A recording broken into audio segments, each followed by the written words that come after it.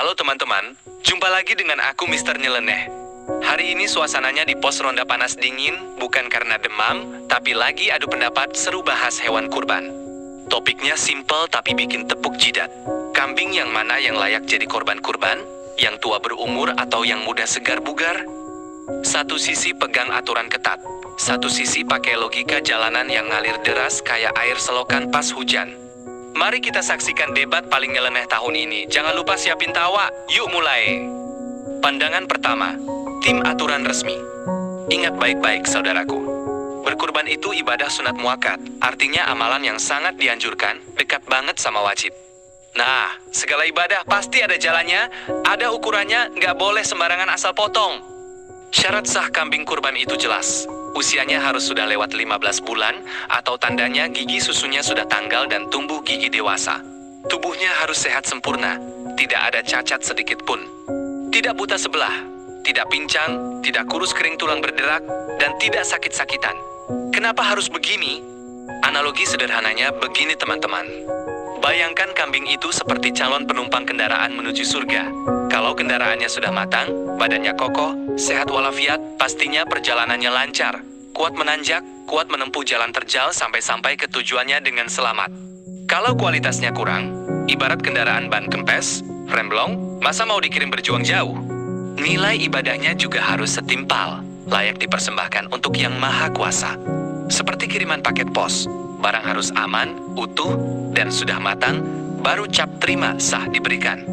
Secara singkat pandangan ini, aturan ini sudah berlaku turun-temurun sejak zaman Nabi dan para ulama terdahulu. Dulu hewan kurban dipilih yang terbaik, sebab dagingnya dibagikan ke tetangga, kerabat, dan orang yang membutuhkan.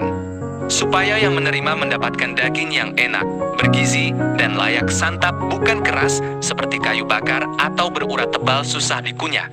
Tujuan supaya ibadah sempurna pahalanya, orang yang menerima bagian merasa senang dan terhormat, serta kita melatih diri memberi yang terbaik, bukan sisa-sisa yang tidak laku dijual. Pandangan kedua, tim logika ngalir. Eits, tenang dulu Pak Ustadz, saya bukan mau mengubah kitab suci, bukan mau amandemen aturan agama ya. Ini cuma logika sederhana yang lewat di kepala saya pas saya lagi kasih makan kambing kemarin sore. Dengarkan baik-baik ya. Kalau ukurannya dipakai acuan harus kuat, berarti kambing yang masih muda justru lebih hebat. Coba lihat, kambing muda larinya kencang sekali, badannya lentur, tenaganya meluap-luap. Kalau diibaratkan kuda pacu, yang mudalah yang paling enak ditunggangi, kalau yang sudah tua dikendarai pelan-pelan saja sudah terengah-engah, nafasnya pendek. Nah kan? Kalau konsepnya naik ke surga, kambing muda lebih gesit, sampai lebih cepat dong. Belum soal urusan daging. Kalau dimasak, daging kambing muda itu empuk sekali, tinggal gigit langsung lumer, gurihnya merata, cocok buat anak-anak, orang tua, sampai nenek yang giginya tinggal 2 pun bisa nikmati. Kalau yang sudah tua di atas 15 bulan, dagingnya liat kerasnya minta ampun, direbus setengah hari pun belum tentu empuk. Dikunyah rasanya kayak mengunyah karet ban bekas. Masalah umur masih muda? Santai saja Pak Ustadz. Dunia ini kan masih panjang. Hari kiamat saja katanya masih lama banget. Nanti kambing muda ini pasti akan tua juga sendiri perlahan-lahan.